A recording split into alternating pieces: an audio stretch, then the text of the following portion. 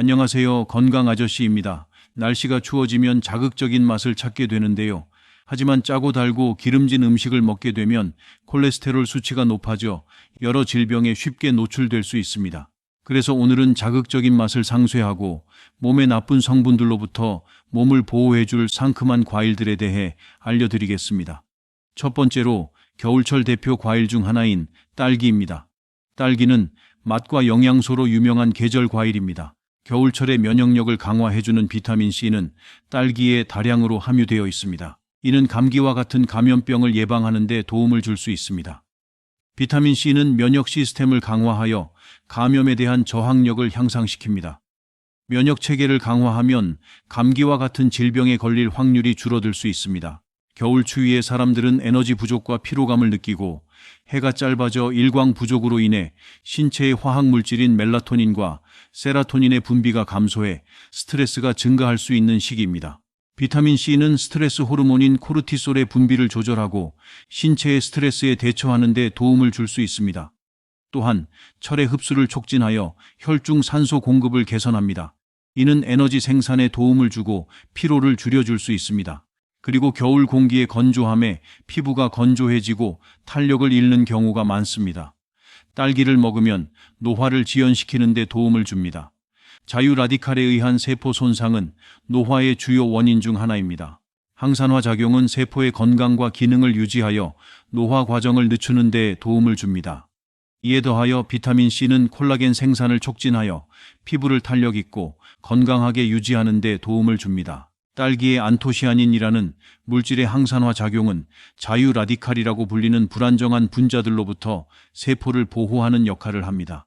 자유라디칼은 환경오염, 자외선, 흡연, 스트레스 등으로 인해 생성될 수 있으며 세포 손상과 노화를 초래할 수 있습니다. 항산화 물질은 자유라디칼과 상호작용하여 세포를 보호하고 건강을 유지하는 데 도움을 줍니다. 또한 항산화 작용은 세포 손상을 예방하는 데 도움을 줍니다. 자유라디칼은 세포의 DNA, 단백질, 지방 등을 손상시킬 수 있으며 이는 질병 발생의 원인이 될 수 있습니다. 항산화 물질은 이러한 세포 손상을 예방하여 만성 질환의 발생 가능성을 줄여줍니다. 딸기는 식이섬유가 풍부합니다. 식이섬유는 소화를 돕고 혈당 조절에 도움을 주며 콜레스테롤 수치를 개선하는 데 도움을 줄 수 있습니다. 식이섬유는 소화 과정에서 물을 흡수하여 대변의 부드러움을 유지하는 데 도움을 줍니다. 그리고 장내 유익한 세균의 생장을 촉진하는 데에도 도움이 됩니다. 이러한 유익한 세균은 장내 환경을 개선하고 면역 체계를 강화하는 데 도움이 됩니다. 이로 인해 변비를 예방하고 장 운동성을 촉진하여 장 건강을 유지하는 데 도움이 됩니다. 식이섬유는 식사 후 포만감을 유지시켜줍니다. 음식물이 소화되는 동안 소화 효율을 높여주고 급식 속도를 조절하는 데 도움이 됩니다. 이는 혈당 변동을 완화시키고 에너지를 일정하게 공급하는 데 도움이 됩니다. 용해되지 않는 식이섬유는 소화 과정에서 콜레스테롤을 흡수하는 것을 방지하고 이를 대신 배설하는 데 도움을 줍니다. 이로 인해 혈중 콜레스테롤 수치를 낮추고 심혈관 건강을 촉진하는 데 도움이 됩니다. 두 번째로 딸기와 양대산맥을 이루고 있는 귤이 있습니다. 귤도 딸기처럼 비타민C가 풍부해 면역 체계 강화, 감염병 예방에 효과를 볼 수 있는데 딸기를 좋아하지 않으시는 분들이라면 귤을 드시는 것도 겨울철 비타민C를 섭취할 수 있는 방법으로 추천드릴 수 있습니다. 귤에는 비타민C 외에도 비타민 A가 매우 풍부합니다. 귤에 함유된 베타카로틴과 베타크립토잔틴 성분은 성장, 발달, 면역체계 기능, 시력 등의 필수인 비타민 A의 전구체입니다. 특히 카로티노이드의 일종인 베타크립토잔틴은 골다공증 빈도를 감소시키는 것으로 알려져 있습니다.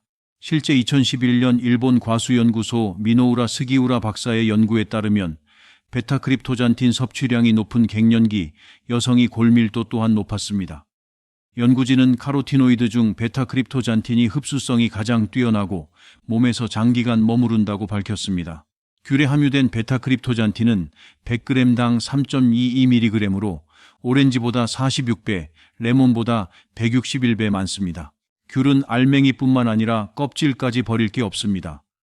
귤을 까면 보이는 껍질 안쪽의 흰 부분과 알맹이를 싸고 있는 속껍질에는 비타민 P와 펙틴이라는 수용성 식이섬유가 풍부합니다. 비타민 B는 과일 중 감귤류에만 들어있는데 항산화 물질 플라보노이드의 일종인 헤스페리딘 성분이 함유돼 있어 중성지방과 콜레스테롤 수치를 낮추는 데 좋습니다. 이로 인해 동맥경화, 고혈압 등 심혈관 질환 예방에 도움이 됩니다. 겨울철에는 실내 난방으로 인해 수분이 증발하고 신체가 건조해지는 경우가 많습니다.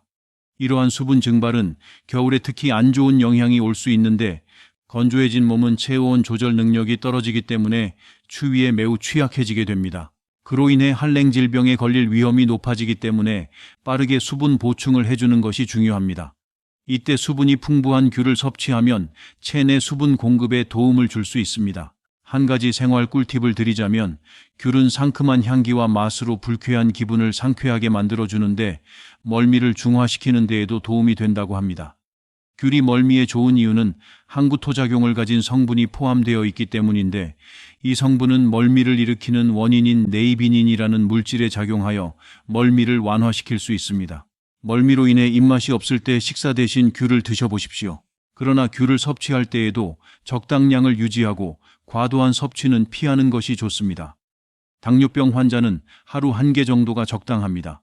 단순당은 다른 당류에 비해 소화 및 흡수가 빨라 과도하게 섭취할 경우 비만으로 이어지기 쉽습니다. 다량의 단순당이 체내에 빠르게 들어오면 혈당이 급상승해 췌장에서 인슐린 분비를 자극하고 체내 지방 합성을 촉진하기 때문입니다. 세 번째 과일로는 아침에 먹으면 보약과 다름없다는 사과입니다. 사과는 비타민C, 식이섬유, 폴리페놀 등 다양한 영양소를 함유하고 있습니다. 폴리페놀은 강력한 항산화 작용을 가지고 있어 세포를 보호하고 염증을 억제하는 데 도움을 줍니다. 특히 사과의 껍질 겉에 있는 폴리페놀은 피부 건강을 개선하는 데 도움을 줄 수 있습니다. 또한 비타민 B그룹과 미네랄인 칼륨, 마그네슘, 철이 함유되어 있습니다. 이들은 에너지 생산, 신경 기능, 혈압 조절, 혈액 형성 등에 필요한 역할을 합니다. 한 연구에 따르면 일주일에 적어도 2개 정도의 사과를 먹은 사람이 먹지 않은 사람들에 비해 천식 발생 확률이 낮다는 결과를 알 수 있었는데 사과를 많이 섭취하면 폐의 기능이 강화되어 천식을 포함한 다양한 호흡기 질환의 위험성을 낮출 수 있다고 발표하기도 했습니다. 사과는 고섬유질 과일로 식후 포만감을 크게 느끼게 하는 식품으로 다이어트 효과를 톡톡히 볼 수 있는 음식 중 하나입니다. 사과는 상당히 낮은 칼로리를 가지고 있습니다. 평균적인 사과 크기 100g에 약 52에서 80칼로리 정도로 다이어트 중에 칼로리 제한을 위해 사과를 선택하는 것이 좋습니다. 이로 인해 식사 후에 과식을 줄일 수 있고 다이어트 중에도 만족감을 느낄 수 있습니다. 또한 사과는 높은 수분 함량을 가지고 있습니다. 수분은 체온 조절, 신진대사 활동 및 체내 기능에 중요한 역할을 합니다. 다이어트 중에 수분 섭취가 부족할 경우 사과를 통해 수분을 보충할 수 있습니다.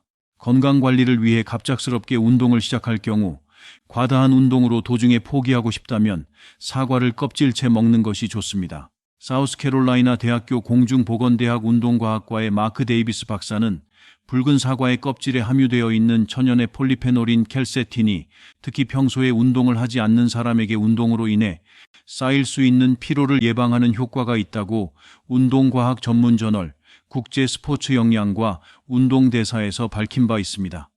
켈세틴을 섭취하면 운동의 지구력이 향상된다는 것입니다. 사과가 치아 건강에도 좋은 효과를 보이는데 사과를 먹을 때 씹는 동작은 치아를 청소하는 데 도움을 줍니다. 사과의 섬세한 섬유질 구조는 치아 표면에 있는 이물질이나 치아에 붙은 치아칩을 제거해 줄 수 있습니다. 또한 사과에 씹는 동작은 치아 사이에 먹이 부분이 갇히는 것을 방지할 수 있습니다. 이는 치아 사이에 치아칩 또는 음식 부산물이 쌓이는 것을 방지하여 치아 건강을 유지하는 데 도움이 됩니다. 그리고 사과를 씹는 과정에서 치아 근육을 활동시키는 데 도움을 줍니다. 이는 치아 근육을 강화하여 더 강력하고 건강한 치아를 유지하는 데 도움이 될 수 있습니다. 사과에는 천연 표면 보호제 역할을 하는 약산성 성분이 함유되어 있습니다. 이 성분은 치아 표면을 강화하여 산성 환경이나 치아 표면에 형성되는 치아칩에 대한 저항력을 높여줄 수 있습니다. 사과에 함유된 비타민 C는 잇몸 건강을 지원하고 치은 출혈을 완화하는 데 도움을 줄 수 있으며 식이섬유는 치아 건강을 유지하는 데 도움을 줄 수 있습니다. 이상 겨울철 섭취하면 좋은 과일들을 소개해 드렸습니다. 이 영상이 마음에 드셨다면 구독, 좋아요, 알람 설정까지 부탁드립니다.